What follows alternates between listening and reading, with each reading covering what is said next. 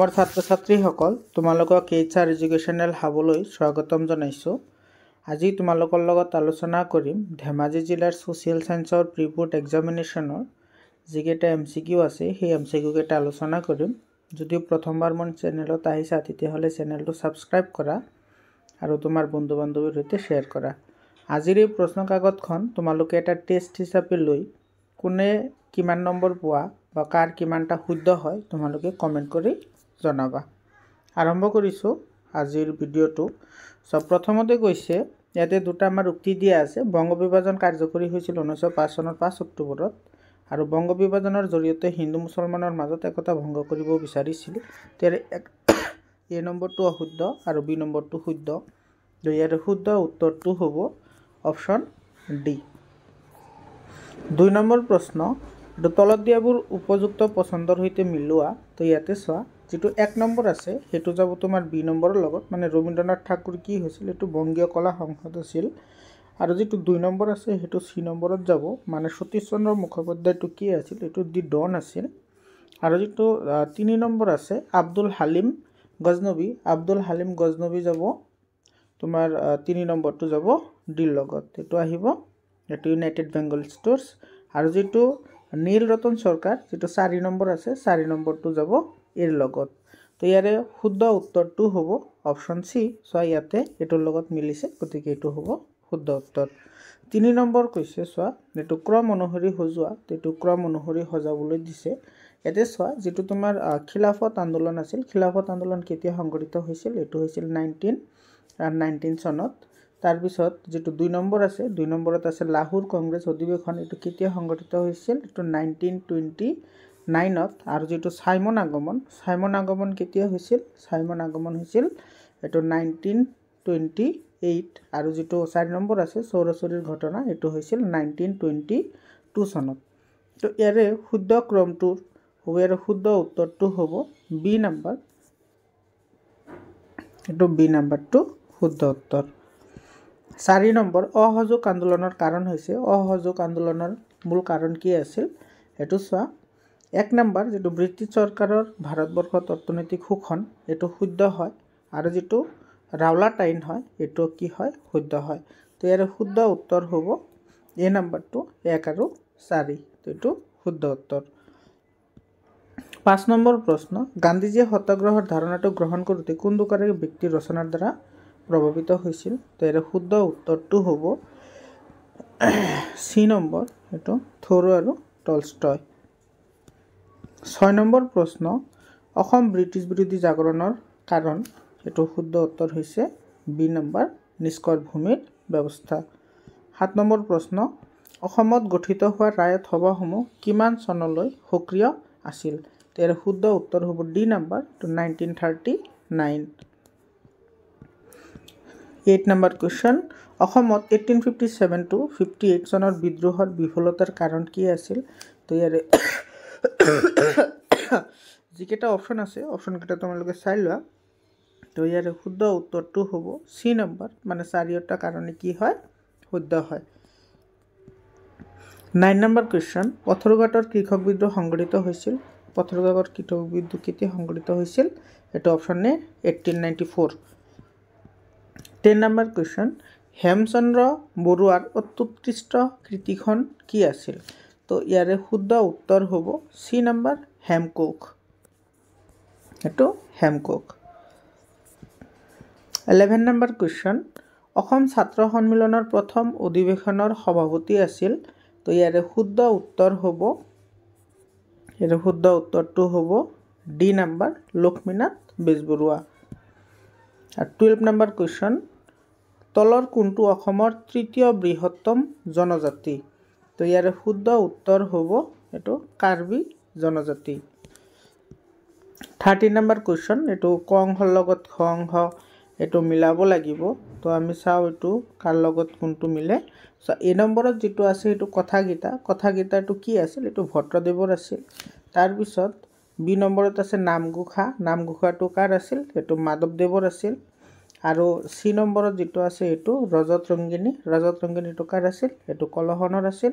আৰু যেটো ভাৰত সম্বিধ হেতু কাৰ আছিল এটো জৱাহৰলাল নেহৰুৰ আছিল তো এটো কোনটোৰ লগত মিলিব এটোৰ শুদ্ধ উত্তৰ হ'ব এটো এ নাম্বাৰ 14 নম্বৰ কোৱেশ্চন ইউনেস্কোৰ দ্বাৰা বিশ্ব ঐতিহ্য ক্ষেত্ৰ হিচাপে তালিকাভুক্ত হোৱা বিশ্বৰ স্থাপত্য কলা হল তো ইয়াৰে শুদ্ধ উত্তৰ এটো অজন্তাৰ গুহা সাঁচিৰ স্তূপ আৰু তাজমহল এই গুটিকেইটা হয় কেৱল লালকিল্লাটো নহয় তো ইয়াৰে শুদ্ধ উত্তৰ কোনটো হ'ব 1 2 আৰু 3 তেৰ কোনটো অপচনত আছে এটো বি অপচনত আছে গতিকে বিটো শুদ্ধ উত্তৰ 15 নম্বৰ কালিয় দমনৰ ৰচয়িতা কোন হয় তো ইয়াৰে শুদ্ধ উত্তৰ হ'ব B number Sankardev 16 number question খনন কাৰ্যৰ লগত কোনবিধ বৃত্তি অন্তৰ্গত এটো শুদ্ধ উত্তৰটো হ'ব অপচন এ প্ৰাথমিক বৃত্তি 17 নম্বৰ কোৱেশ্চন IUCN সংস্থাটো কোন আন্তঃৰাষ্ট্ৰীয় সংস্থাৰ অন্তৰ্গত তেৰ শুদ্ধ উত্তৰটো হ'ব এ নম্বৰ ইউনেস্কো 18 নম্বৰ কোৱেশ্চন তলৰ কোনবিধ সম্পদ প্ৰাকৃতিক সম্পদ যেটো জীৱীয় আৰু নৱীকৰণযোগ্য তেৰ শুদ্ধ উত্তৰ হ'ব সি নম্বৰ উদ্ভিদ 19 নম্বৰ জলমণ্ডলৰ অৱস্থাৰ পৰিৱৰ্তন নিৰ্ভৰ কৰে স্থলমণ্ডলৰ ওপৰত শুদ্ধ বায়ুমণ্ডলৰ ওপৰত শুদ্ধ জীৱমণ্ডলৰ ওপৰত এটো শুদ্ধ আৰু ওপৰৰ আটাইকেইটা তেৰ শুদ্ধ উত্তৰটো হ'ব ডি নম্বৰ ওপৰৰ আটাইকেইটা 20 নম্বৰ কোৱেশ্চন বায়ুমণ্ডলত সৰ্বাধিক পৰিমাণে থকা গেছ দুবিধ হ'ল তো বায়ুমণ্ডলত সৰ্বাধিক পৰিমাণে গেছ কি থাকে এটো তোমাৰ নাইট্ৰজেন থাকে আৰু কি আছে অক্সিজেন আছে নাইট্ৰজেন আৰু অক্সিজেন তেৰ শুদ্ধ উত্তৰটো হ'ব 2 আৰু 3 তো এটো বি নম্বৰ অপচনত আছে তে শুদ্ধ উত্তৰ হ'ব B number 21 number question Sahara মৰুভূমি কালাহাৰী আৰু নামিবিয়া মৰুভূমি পৃথিৱীৰ উল্লেখযোগ্য মৰুভূমিৰ অৱস্থিতি হৈছে মানে এই তিনিখন মৰুভূমি কোনটো দেশত অৱস্থিত হয় তেৰ শুদ্ধ উত্তৰটো হ'ব বি নম্বৰ আফ্ৰিকা মহাদেশ 22 নম্বৰ কোৱেশ্চন এটো সিচিলিজ দ্বীপ কোন মহাসাগৰত আছে তেৰ শুদ্ধ উত্তৰটো হ'ব এ নম্বৰ ভাৰত মহাসাগৰ 23 নম্বৰ কোৱেশ্চন এটো প্ৰশান্ত মহাসাগৰৰ গভীৰতম খাত মিৰিয়ামা খাতৰ গভীৰতা কিমান তেৰ শুদ্ধ উত্তৰটো হ'ব সি নম্বৰ 11022 মিটাৰ 24 নম্বৰ দৰং জিলাৰ লোকনৃত্য কি দৰং জিলাৰ লোকনৃত্য হৈছে ওজাপালি 24 নম্বৰ কোৱেশ্চন অসমৰ 85% জনবসতি বসবাস কৰা অঞ্চলটো হ'ল তো ইয়াৰে শুদ্ধ উত্তৰ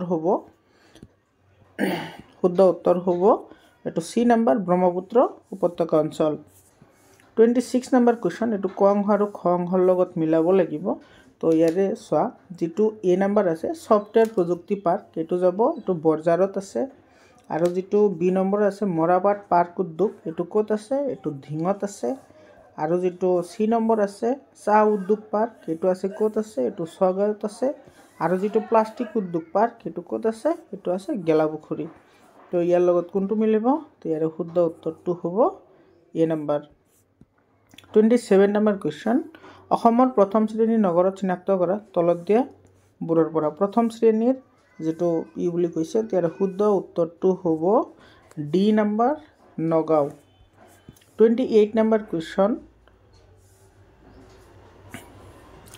28 নম্বৰ কোৱেশ্চনত কৈছে অসমৰ সীমাত থকা বিদেশী ৰাষ্ট্ৰ দুখনৰ নাম এটো বাংলাদেশ আৰু ভূটান 29 নম্বৰ কোৱেশ্চন এটো এছাৰশন আৰু ৰিজনৰ দিছে সো ভাৰতীয় যুক্তৰাষ্ট্ৰ ব্যৱস্থাটো সহযোগিতামূলক যুক্তৰাষ্ট্ৰ ব্যৱস্থা হিচাপে জনা যায় আৰু ভাৰতীয় যুক্তৰাষ্ট্ৰ ব্যৱস্থা প্ৰধানকৈ কেন্দ্ৰ আৰু ৰাজ্যৰ সহযোগিতাৰ ওপৰত ভৰ্তি আছে ইয়াৰে দুয়োটা উক্তি শুদ্ধ হয় তো এটো ক'ত আছে দুয়োটা উক্তি শুদ্ধ বুলি তো ইয়াৰে আছে এটো ডি নম্বৰ অপচনত আছে গতিকে এটো শুদ্ধ উত্তৰ 30 নম্বৰ কোৱেশ্চন এটো চৰকাৰী আয়োগ গঠনৰ মূল কাৰণ হল এৰ শুদ্ধ উত্তৰটো হ'ব ডি নম্বৰ কেন্দ্ৰ আৰু ৰাজ্যৰ সংঘাত নিৰাময়ৰ বাবে 31 নম্বৰ কোৱেশ্চন এটো শুদ্ধ উক্তিবোৰ এটো বাছি উলাবলৈ দিছে ইয়াতে ৰাষ্ট্ৰসংঘৰ চন্দত মুঠ 111টা অনুচ্ছেদ আছে তো এটো শুদ্ধ হয় ৰাষ্ট্ৰসংঘৰ সচিবৰ প্ৰধান কাৰ্যকাল হৈছে 5 বছৰ এটো শুদ্ধ হয় আৰু সাধাৰণ সভাৰ সদস্যসকলৰ ভেটো প্ৰদানৰ ক্ষমতা থাকে এটো অশুদ্ধ হয় ইয়াৰে শুদ্ধ উত্তৰটো হ'ব এ নম্বৰ 1 আৰু 2 এৰ দুয়োটা শুদ্ধ 32 নম্বৰ কোৱেশ্চন এটো ভাৰতবৰ্ষৰ ৰাষ্ট্ৰীয় মানৱ অধিকাৰ আয়োগৰ সভাপতিজন। তো 32 নম্বৰ শুদ্ধ উত্তৰ হ'ব এইটো চি নম্বৰ উচ্চতম ন্যায়ালয়ৰ প্ৰাক্তন মুখ্য ন্যায়াধীশ হ'ব লাগিব। 33 নম্বৰ কুৱেশ্যন ৰাষ্ট্ৰসংঘৰ গঠনৰ উদ্দেশ্য কি? ৰাষ্ট্ৰসংঘৰ গঠনৰ উদ্দেশ্য কি আছিল? তো ইয়াতে যিকেইটা অপশ্যন আছে আন্তঃৰাষ্ট্ৰীয় শান্তি আৰু নিৰাপত্তা ৰক্ষা কৰা, এইটো সঁচা হয়। সমান অধিকাৰ আৰু আত্মনিয়ন্ত্ৰণৰ ভিত্তিত দেশসমূহৰ মাজত বন্ধুত্বপূৰ্ণ সম্পৰ্ক প্ৰতিষ্ঠা কৰা, এইটোও সঁচা হয়। আৰু যিটো 3 নম্বৰ আছে আন্তঃৰাষ্ট্ৰীয় সহযোগিতাৰ ভিত্তিত অৰ্থনৈতিক, সামাজিক আৰু সাংস্কৃতিক সমস্যাসমূহৰ সমাধান আৰু প্ৰত্যেকজন ব্যক্তিয়ে যাতে মানৱ অধিকাৰ আৰু মৌলিক অধিকাৰ উপভোগ কৰিব পাৰে তাৰ ব্যৱস্থা কৰা, তো এইটো কি হয়? সঁচা হয়। আৰু তো ইয়াৰে শুদ্ধ উত্তৰ হ'ব এ নম্বৰ 1, 2 আৰু 3 এই তিনিওটা শুদ্ধ, কিন্তু 4 নম্বৰটো ভুল। 34 নম্বৰ কুৱেশ্যন আন্তঃৰাষ্ট্ৰীয় ন্যায়ালয়ৰ মুঠ ন্যায়াধীশৰ সংখ্যা কিমানজন থাকে? তো ইয়াৰ শুদ্ধ উত্তৰ হ'ব ডি নম্বৰ 15 জন। 35 নম্বৰ কুৱেশ্যন দক্ষিণ পূৰ্ব এছিয়াৰ জাতিসমূহৰ সংস্থাৰ মুখ্য কাৰ্যালয় ক'ত অৱস্থিত? তো ইয়াৰ শুদ্ধ উত্তৰ হ'ব Jakarta, B number. 36 number question bank শব্দটো ইটালীত তলত দিয়া কোনটো শব্দত ব্যৱহাৰ কৰা হৈছিল? তো ইয়াৰ শুদ্ধ উত্তৰ হ'ব চি নম্বৰ, তো বেংকো। 37 নম্বৰ কুৱেশ্যন মুদ্ৰাৰ ক্ৰমবিকাশৰ প্ৰথমটো স্তৰটো হৈছে এইটো কি হয়? বিনিময় প্ৰথা। 38 নম্বৰ কুৱেশ্যন চেক মুদ্ৰাটো কি হয়? এইটো অবিহিত মুদ্ৰা আৰু নিকট মুদ্ৰা দুটা হয়। তো ইয়াৰ শুদ্ধ উত্তৰটো হ'ব এ নম্বৰ এ আৰু বি দুয়োটা। 39 নম্বৰ কুৱেশ্যন ডেছ মুদ্ৰা চৰকাৰী আদেশ অনুযায়ী বিনিময়ৰ মাধ্যম হিচাপে ব্যৱহাৰ কৰা হয়। তো ইয়াৰ শুদ্ধ উত্তৰটো হ'ব আদেশী মুদ্ৰা, ডি নম্বৰ অপশ্যনটো। 40 নম্বৰ কুৱেশ্যন ডেছ মুদ্ৰাৰ এটা বৈশিষ্ট্য নহয়। তো ইয়াৰ 40ৰ শুদ্ধ উত্তৰটো হ'ব এইটো ডি নম্বৰ সহজে নষ্ট হোৱা গুণ। 41 নম্বৰ কুৱেশ্যন নীতি আয়োগৰ প্ৰথম বৈঠক বহিছিল। নীতি আয়োগৰ প্ৰথম বৈঠক কেতিয়া বহিছিল? তো ইয়াৰ শুদ্ধ উত্তৰ হ'ব ডি নম্বৰ 2015 চনৰ 8 ফেব্ৰুৱাৰী তাৰিখে। 42 নম্বৰ কুৱেশ্যন যি আৰ্থিক ব্যৱস্থাত ৰাজহুৱা আৰু ব্যক্তিগত খণ্ডৰ সহাৱস্থান হয় সেই আৰ্থিক ব্যৱস্থাটো হ'ল ডেছ ব্যৱস্থা। তো ইয়াৰ শুদ্ধ উত্তৰটো হ'ব বি নম্বৰ মিশ্ৰিত ব্যৱস্থা বা মিশ্ৰিত ইকনমিক্স। 43 নম্বৰ কুৱেশ্যন ভাৰতবৰ্ষৰ পঞ্চবাৰ্ষিক পৰিকল্পনা আৰম্ভ হয় ডেছ চনৰ পৰা। ইয়াৰ শুদ্ধ উত্তৰটো হ'ব বি নম্বৰ 1951। 44 নম্বৰ কুৱেশ্যন এটা নিৰ্দিষ্ট বিত্তীয় বৰ্ষত দেশ এখনৰ উৎপাদিত সেৱা আৰু সামগ্ৰীৰ মুদ্ৰাগত মূল্যই হ'ল। ইয়াৰ শুদ্ধ উত্তৰটো হ'ব এ নম্বৰ জাতীয় আয়। 45 নম্বৰ কুৱেশ্যন ভাৰতবৰ্ষৰ পৰিকল্পনাৰ প্ৰথম চোৱা সময়ত অৰ্থনৈতিক উন্নয়নৰ হাৰ আশানুৰূপ নোহোৱাৰ কাৰণ কি? চীন দেশৰ সৈতে হোৱা যুদ্ধ, এইটো সঁচা। পাকিস্তানৰ সৈতে হোৱা যুদ্ধ, এইটোও সঁচা। অনাবৃষ্টি, এইটোও সঁচা। আৰু ৰাজনৈতিক দৃশ্যপট পৰিৱৰ্তন, এইটো সঁচা। ইয়াৰে চাৰিওটা সঁচা। ইয়াৰে চাৰিওটা সঁচা কোনটো অপশ্যনত আছে? এইটো চি অপশ্যনত আছে, গতিকে চি অপশ্যনটো শুদ্ধ উত্তৰ। মৰমৰ ছাত্ৰ ছাত্ৰীসকল, আশা কৰিছোঁ তোমালোকৰ উপকৃত হ'ব। তোমালোকে কোনে কিমান নম্বৰ পালা সেইবোৰ কমেণ্ট কৰি জনোৱা। আৰু যিবোৰ যিবোৰ কুৱেশ্যন এনচাৰ আছে সেইবোৰ চোৱা তোমালোকে এটা এটাকৈ প্ৰত্যেক দিনাই তোমালোকে এইবোৰ ৰিভিজন হিচাপে তোমালোকে এইবোৰ অলপকৈ চাই যাবা। তোমালোকৰ বহুতখিনি উপকৃত হ'ব। আৰু তোমালোকে মেইন বুকটো পঢ়িবা। মেইন বুক পঢ়িলে তোমালোকৰ নলেজ আৰু বৃদ্ধি হ'ব। সকলোৰে পৰীক্ষাৰ কাৰণে শুভকামনা থাকিল। ধন্যবাদ।